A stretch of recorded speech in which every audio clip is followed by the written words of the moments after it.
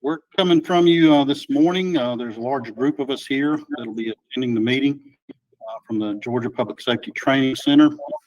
We've got a District Public Information Officer luncheon today, and congratulating some of the graduates of that class. We're down here for that event. So we've got a group of us here that are going to be taking turns at the podium to conduct the meeting. But we'll go ahead and it's 10 o'clock by my watch, and we'll go ahead and call the meeting to order and go ahead and begin.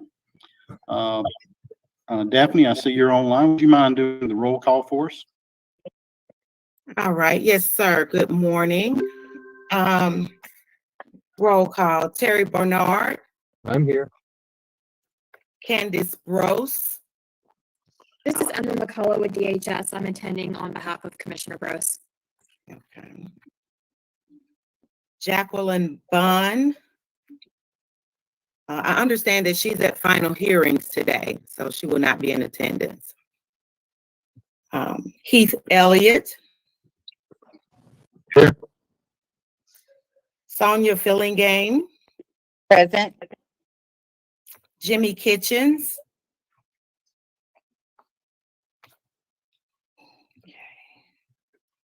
I have been trying to get Mr. Kitchens on the video. For some reason, he's not receiving the invites, and I also gave him the call-in information. So hopefully he should be calling in shortly. Thank you. Nick Norton. I'm here. Tyrone Oliver. And I understand he's out of town at a conference. Correct. Okay. Chairman Queen. Present. Shawanda Reynolds Cobb. Present. She's with us here. Okay.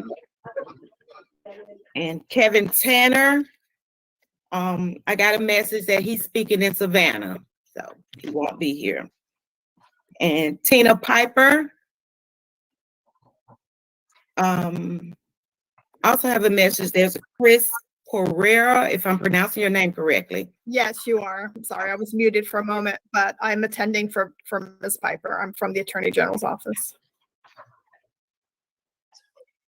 Okay, that concludes the roll call, and we do have enough members present for a quorum.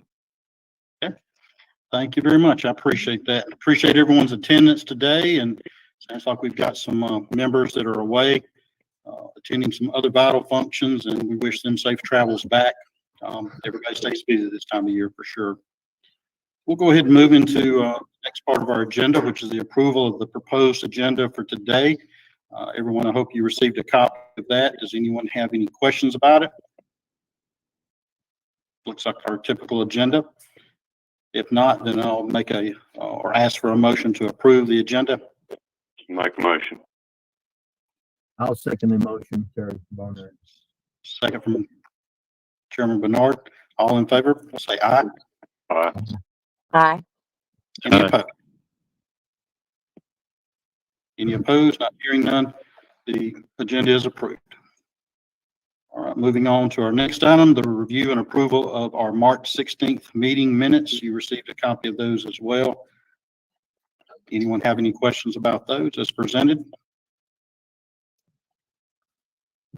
Hearing none, I'll ask for a motion to accept those minutes as presented. Move will set. Second. All in favor by saying aye. Aye. Aye. Any opposed?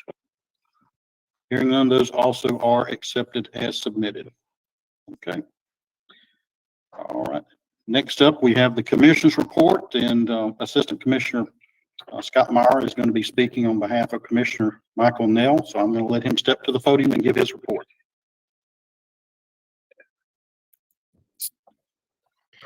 Thank you, and good morning, Chairman Queen and board members. Thank you for the opportunity to address you today. And as always, I'd like to thank you for your continued support of DCS. Commissioner Neal asked me to fill in today and sends his regards and many thanks as well. I have just a few announcements and updates before we get into the committee report.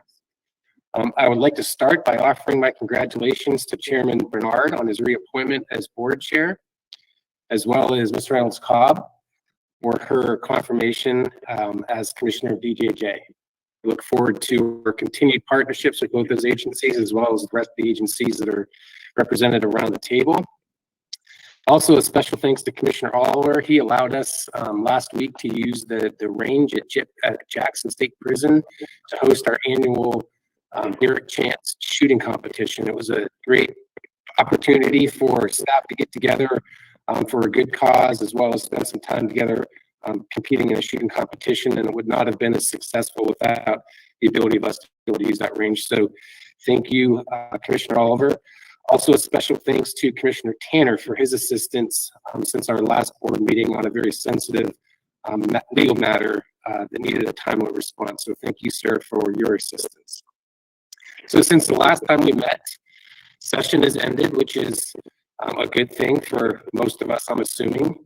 I would just want to share with you that while there was a number of bills that have some impact on DCS, none of those bills have a major impact on operations or on policy, but we do have a number of people currently working on making those changes and implementing the changes as necessary with those bills, and working promptly to make sure that we're in compliance with all of them. The next thing on my list is this is the time of year that we typically send out our stakeholder surveys, and we send them out to every judicial circuit across the state. They are sent to judges, DAs, and public defenders. The purpose of those surveys is to measure the level of satisfaction that those entities have with our services provided at the local level. And every year we have quite a few responders. Last year we had about 120 people that responded. They're overwhelmingly positive responses. And in the few instances where there is some concern, usually Commissioner Nail or myself or one of the division directors follow up directly with whoever has responded and make sure we try to come to a resolution on that matter. But those stakeholder surveys will be going out in the next couple of weeks. I want to share with you some news on the conference agenda. GPAC Summer Conference will be August 23rd to 25th in Savannah at the Hyatt Regency. We would certainly welcome any of you that would like to attend. If you have an interest, please let Daphne know and we'll make sure we get you registered and get you the information that you need for that conference. It's a great opportunity for a lot of really good training, as well as fellowship and networking with not just DCS staff, but community supervision staff across the state. And the board would probably not be happy with me if I didn't take the opportunity to also announce that they're putting on a golf tournament at the club at the Westin. I believe it's going to be on Wednesday the 23rd. And so if you have any interest in participating in that golf tournament, you can also contact Daphne and she will make sure that you have the information necessary to enroll in to join the golf tournament. Speaking of the board, I just want to say thank you to the GPAC's board. They do a phenomenal job hosting not just this conference, but a winter conference and many other events every year or throughout the year that not only support community supervision, but raise money and awareness for community supervision as well as charity. That board works extremely hard to make these events successful. And I want to say thank you very much for the work they put into those events. We have coming up on July 19th, every year DCS participates in 2 different service days. We have one in the winter, usually around the holidays, and we also have a summer service day. And so this summer, our summer service day will be on July 19th. Each circuit will be collecting food items as well as school supplies for children in need. Those items will be collected district-wide. As well as the senior management team and the central office team will be collecting in partnership with Must Ministries this year, collecting food for their school lunch program. There's a number of, obviously, thousands of students in the metro area that go without breakfast and lunch during the summer months. And so Must Ministries plays a vital role in providing food to those children. And so we will be not only to be collecting food donations, but also be helping to package the food donations and deliver them to the various areas. So that's what we'll be doing in the metro area. DCS continues also to support the Special Olympics. We had 2 events recently. One was the Special Olympics where we had several employees participate and help run the Special Olympics Games. And also the Cops on Donut Shops, where DCS employees covered 10 different stores across the state and raised a little bit more than $3,000. So special thanks to all the staff that participated in those events, as well as to Sherry Chambers, who coordinates the majority of our statewide service projects, among many other things. She puts a lot of hard work into it. And so I would certainly want to recognize her efforts in those 2 things as well. Community Supervision Week this year will be July 16th through the 23rd. The purpose of Community Supervision Week, it's not just a state of Georgia thing, it's actually a national week to be recognized, but it raises awareness and recognizes the amazing work that community supervision professionals do every day to improve our communities. And again, this is recognized both statewide and nationally. We'll have local events happening to recognize our staff, as well as some statewide events. So stay tuned for more information on that. And then our annual awards day. This is a little bit soon to be announcing this, but we every year have an annual awards day, and this year it's going to be on October 17th at Gypstick in the auditorium. I tell you that now because we just want to make sure people have an opportunity to put it on their calendars. This is a very special day for DCS staff to be recognized for the incredible work that they do on a daily basis, as well as some like a heroism award, and we also recognize some of our stakeholders. And so it's a great event, a great day. If you are available to attend, we would certainly appreciate it. And certainly we will be sending out some reminders between now and October 17th. But again, that'll be in the Gypstick Auditorium on October 17th. And let's see. Also, in speaking of our employees or outstanding employees, want to recognize just the DCS staff in general. You know, we have a number of staff across the state that are very committed to the mission of DCS. And I know that when we have a special awards day, we're only recognizing a couple people occasionally or once annually. And but there's a lot of good work that happens on a daily basis. So I hope that everybody can join us for that. And lastly, I just want to thank the board again for their support and their continued support and the partnerships that we have with the people around this table. And I also want to thank the DCS team. It's my honor to be able to get on here and talk about their agency and the commitment that they have to the citizens in the state of Georgia. And so that will conclude my remarks. I'm happy to answer any questions if anybody has any. Otherwise, I'm well finished. You just want to go ahead and introduce Patrick? Sure. No questions? All right, Patrick Holsey will come up and get his report out. Thank you. All right, thank you, Scott. Good morning, Chairman Queen, members of the board. Hope you all are having a great summer, starting off the great summer. I want to echo congratulations to Mr. Bernard on your reelection as chairman of the State Board of Pardons and Paroles, and to Ms. Reynolds-Cobb, congratulations to you as well. Both of you have daunting jobs, and I wish you best of luck in both of your prospective roles. I usually start off my presentation by announcing the new Chief Community Supervision Officer since our last meeting. This time we only have one new chief. I'm still working to get that down to 0, but people want to retire for some reason. I don't understand that, but they are. But I do have to announce that Pamela Hutchinson is the new Chief Community Supervision Officer for the Belford-Sykes Circuit. Pam has over 20 years of experience in community supervision, has worked in multiple circuits. And we're looking forward to great work out of Pam in the Belford-Sykes Circuit.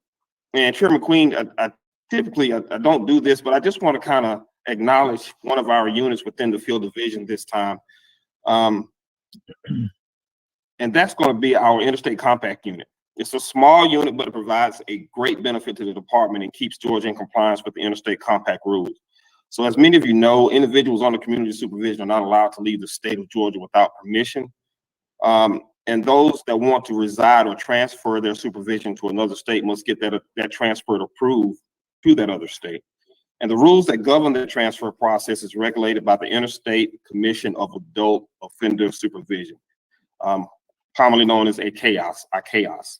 And all 50 states, along with the District of Columbia, Puerto Rico, and the Virgin Islands, make up the commission. And a state becomes a member of the commission by enacting its own compact statute. And Georgia entered its own compact statute back in May of 2002. And similar to DCS, the mission of ICAOS is to guide the transfer of supervisees in a manner that promotes consistent strategies with public safety, accountability, and victims' rights. So the function of our actual interstate compact unit here in Georgia is to ensure that Georgia is compliant with interstate compact rules. Compact unit has 11 staff members. Those members are Chris Moore, our Director of Compact Administration, Miriam Dyson, our Deputy Compact Administrator. We have two CSOs, Felicia Lowe and Wendy Mazzula, and 6 administrative staff, Janice Williams, Jill Jones, Joseph Bakud, Lily Perry, Melody Heflin, and Tiffany Franklin. So our compact unit supports our field division by reviewing all of the managed compact activities for approximately 13,000 individuals. We currently have about 5,000 individuals that are transferred out of Georgia into another state, and we have about another 8,000 that transfer from another state into Georgia. They manage those compact activities, which includes like requesting for reporting instructions. When you have someone that may need to move to a new state very quickly, we give them reporting instructions, and they are able to move within the time limit that's not necessarily as long as when they have to do a full application for a transfer. They also manage responses to violation reports, like when someone has a violation of their sentencing conditions. They manage those, the responses to those violation reports, and also requested progress reports. When another state asks for a progress of how someone is doing here in Georgia, they manage those as well. The members of the compact unit interact daily with staff members from compact offices in other states to resolve issues before they escalate to the formal complaint level. Georgia has a good rapport with other member states, especially the South region, where most supervisors transfer in and out of. And this rapport and relationship that they have is so important, especially when you have situations, because as you know, Georgia, we have the largest airport in the state, in the world. We have a lot of people that come in for some reason, they get some type of felony convictions when they come in the state, but they don't have any ties here in the state. So a lot of times that person may be homeless if they're here because they don't have anyone to stay. So they help sometimes to get those those reporting instructions done a lot quickly. So when that person is convicted, they can immediately go to their home, not be here in the state homeless. So that's a benefit for all of us, including those individuals that we supervise. Our archives team can be typically make contact with members of other states and get reporting instructions so the individual can legally go to the receiving state and not be in a homeless situation here in Georgia. Georgia is also active within the commission itself. As I stated, Miriam Dyson, our Deputy Compact Administrator, serves as the member of the Deputy Compact Administrator Liaison Committee. And she has also served as a member of the Annual Business Meeting Planning Committee for the upcoming 2023 Annual Business Meeting in Norfolk, Virginia. And Chris also chairs the Technology Committee. And also, because of that, in 2021, Georgia participated in a documentary titled The Journey Home, which chronicled from start to finish the experiences of individuals requesting an interstate compact transfer. And again, I just wanted to kind of give some shout out and a highlight to those individuals. It's one of our smaller units within our division that doesn't get a lot of recognition. They do a lot of work and don't benefit for the state. So with that, I want to end my report. And if anybody has any questions, I'll be glad to answer them. Okay. If no questions, thank you all for your time. Hope you have a great summer, and I'll have Michelle Stanley come up next.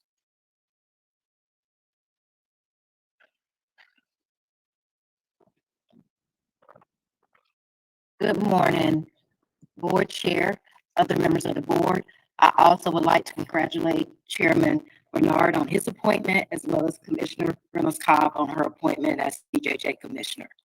Just a few updates from Reentry Services. Later this month, I will be serving as a panelist for Georgia alongside California and Utah at the Council of State Government Justice Center 2-day Zero Return to Homelessness National Reentry Housing Symposium in Washington, D.C.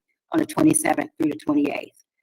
This is a partnership with the U.S. Department of Justice, Office of Bureau of Justice Assistance, and the Department of Housing and Urban Development.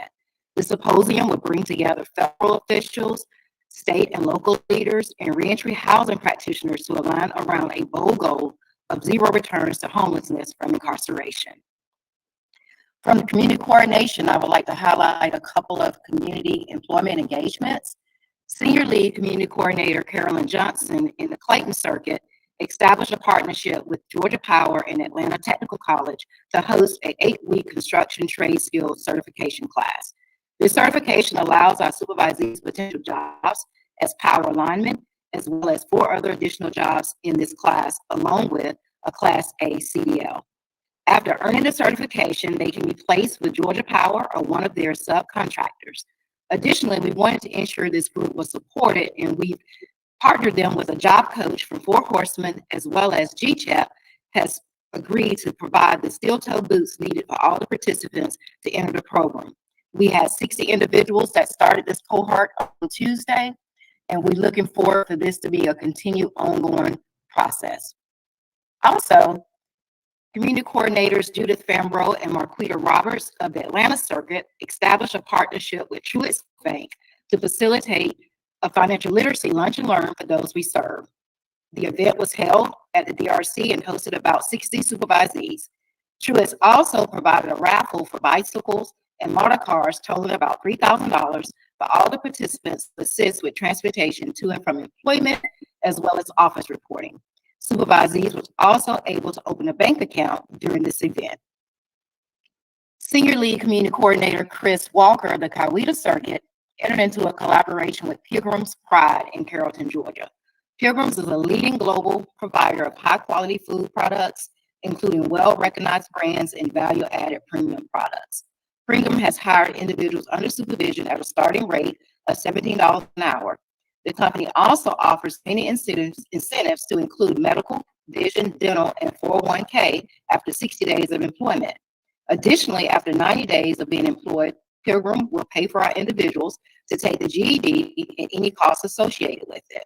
If they need to take classes and don't have internet access, they allow them to come in early or stay late after their shift to use the computers in the office to ensure that there are not any barriers towards them completing that process. In addition, after being employed for 6 months, they're eligible for Pilgrims to pay for their tuition to enroll at West Georgia Technical College for any degree or certification that they pursue. Pilgrim also offers rideshare to also ensure our supervisees are not impeded and don't have any barriers in order to get to and from work. Lastly, I would like to close with a success story from one of our Thor participants. Supervisee Engel, before coming to the Thor provider, My Father's House, says she really didn't have any idea what real life was even about. She was brought up in a family full of abuse, addiction, and molestation. Her entire life has been a cycle of addiction, crime, men, and incarceration. She's been to prison more times than she cares to admit and has never been able to follow the rules. In February last year, just like all other times, she got caught shoplifting and had meth in her possession. When she arrived at the Polk County Jail, she was greeted by long-lost friends that she had seen there many times before. It was almost as if this was her second home. She knew she was headed back through the cycle once more and knew if something didn't happen different, she would be right back there again. She arrived at My Father's House in August, and all she could think was, this place is amazing. She said that she was welcomed on the front porch, given a grand tour of the beautiful house, and shown her room where she could get settled in. All she could think of was, if this is where I'm sentenced to serve the next year of my life, it could possibly be the best year ever. The program helped her to really dig deep and work out hurts, habits, and hangups. And that was for so long controlling her life. Now she has a sense of self-worth, and through guidance and love knows she is no longer defined by her past, but knows that she's a woman of worth who has a bright future ahead of her. She entered into the program and attended the Celebrate Recovery, where she worked the 12 steps, and she's rebuilding her relationship with not only her children, but her grandchildren. She's been employed with Chick-fil-A since August and was recently surprised to be offered a promotion for growth within the company to a manager that will be effective July 1. She will soon begin training on a special project that will be more on the administrative side of things with more responsibility. She never believed with her background that she would be offered this kind of an opportunity with such an amazing company. It shows anything is possible with hard work, dedication, and a desire to change. She no longer has a desire to go back to her old ways, the areas where she once lived. She has new friends, a church family, and the opportunity to advance in a career with a great company. She contributes her success to entering and working through the program. She's grateful for the referral she was given as a new chance on a new life. I'm extremely proud of not just only the individuals I've mentioned today, but all the staff within the Division of Reentry Services and the work they do each day to support the individuals transitioning not only from prison, but within their communities throughout the state. Board Chair, members of the board, that concludes my report. Are there any questions for me?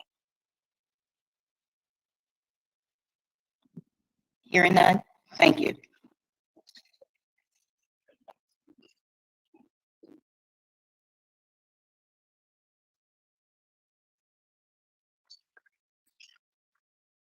Okay, thank you, Michelle, and thank you for other reports, Patrick and Scott. Appreciate those. We'll go ahead and move on to our final department report. Tim Lewis, Director of the Misdemeanor Probation Oversight Unit. Thought I saw you on the line earlier, Tim. I'm here. Yes, sir. Good morning, Mr. Chair and fellow board members. I pray that you and your families are all doing well. Currently, there are 65 misdemeanor entities registered with MPOU, 49 of those being government agencies and 16 are private companies.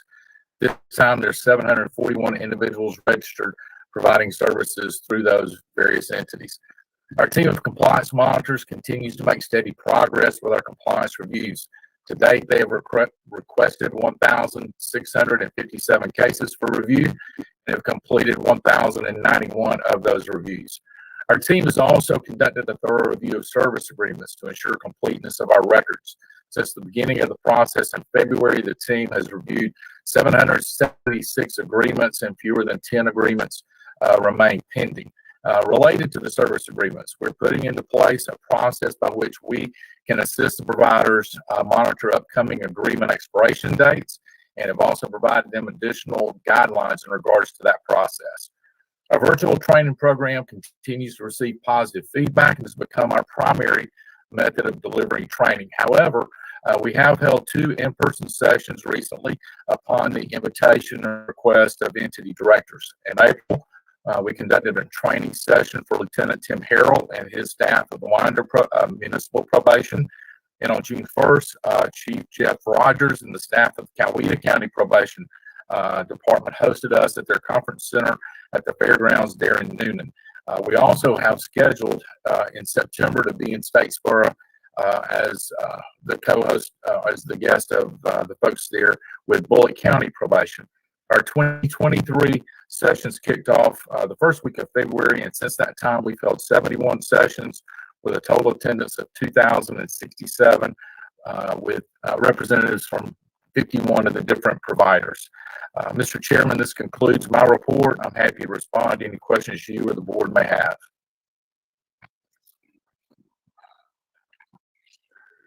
Thank you, Tim. Does anyone have any questions? Thanks, Tim. Yes, sir. We'll move on to our next agenda item, which is the report on the Commission of Family Violence. And I believe April's not present today, but we've got Jamila. Good morning, Jamila. Good morning, Chair Queen, Chairman Queen, and board members. I am Jamila Farrell reporting on behalf of April Ross. I'm the Director of the Commission on Family Violence. So just to give a few updates on our department, GCFV staff and commission members attended a 2-day strategic planning retreat at Little Oak Mogi State Lodge and Park earlier this month.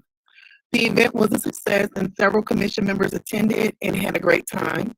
In addition to some fun team building activities, we discussed the long-term strategic direction for the agency and established working groups for commission members. So now I'll move into some of our project highlights.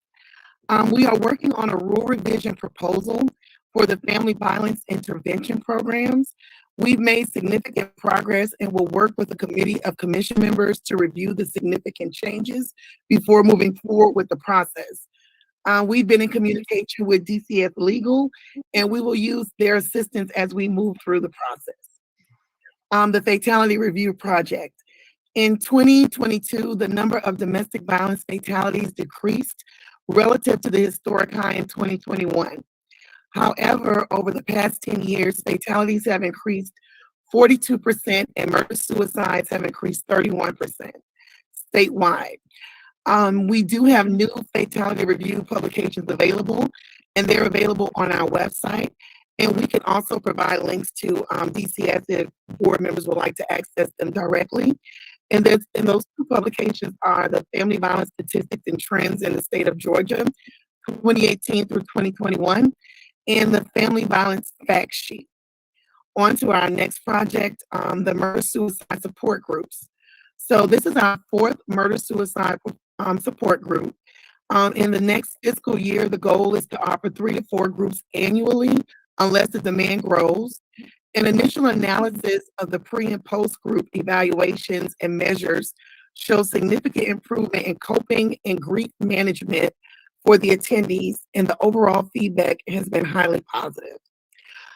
We have been doing a lot of training, and on June 27th, the Commission, in partnership with the National Council of Juvenile and Family Court Judges, will facilitate a 6-hour online course for judges, Georgia judges, and the training is hosted by ICJE, and judges can currently sign up to attend this training.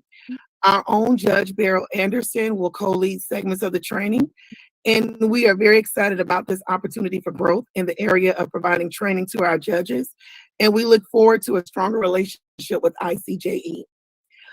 This week, Director Ross and another team member are at a magistrate clerk conference in Savannah, Georgia, conducting a training, and this is another opportunity to expand our training to an important audience. In our task force, our domestic violence task forces, GCFE staff are actively planning to the first set of 2 task force summits. The summits will be held in November in Valdosta and Brunswick. The training will encompass the Atlantic, Waycross, Alapaha, Tifton, and Southern Judicial Circuits, and will cover the foundations of a coordinated community response, protocol implementation of support for survivors of murder-suicide, and regional family violence data, and more. We currently have 10 judicial circuits that do not have active family violence task forces. And please contact the Commission if you or someone you know might be interested in helping to form a task force in any of the judicial circuits. So the following circuits currently do not have an active task force, and that's the Atlantic, Daugherty, Middle, Oconee, Patala, Paulding, Rome, South Georgia, Southwestern, and Tallapoosa. And last, I'll discuss our upcoming annual conference. So the 29th Annual Family Violence Conference will be held in September. So the exact dates are September 17th through the 20th at the Jekyll Island Convention Center. And the theme of this year's conference is Evolving Responses, What Communities Can Do to Reduce Family Violence. We have 3 keynote presentations confirmed, and the keynote speakers are Leslie Morgan Steiner, Neil Websdale, and April Zioli. The conference planning committee reviewed approximately 50 workshop proposals, and we selected 30 workshops. We currently are accepting nominations for our conference awards until July 31st, and the nomination form can be found on our conference page on our website. We have registration is open, and the early bird registration rate is $325, and the registration for early bird registration closes June 30th, and the registration fee has raised this year to increase rising costs associated with hosting the conference. And law enforcement scholarships from CJCC have been not as high this year as it has been in the past years.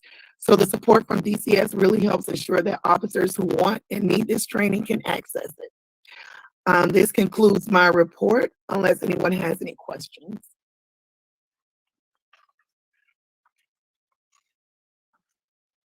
Okay, seeing there's none, this concludes my report. Thank you, Jamil. Appreciate that report. Appreciate you being with us this morning. Okay, we'll move on to our next item, which is old business. I don't believe there is any, unless anyone has any items to bring up that I'm not aware of. Okay, hearing none, we'll move on to the next agenda item, which is any new business that we've not already taken care of. I don't believe there's any new business items either.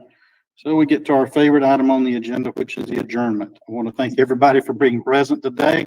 Hope you have a great summer. We'll see you in a couple of months for our next board meeting. Everybody be safe. Thank you. Thank you.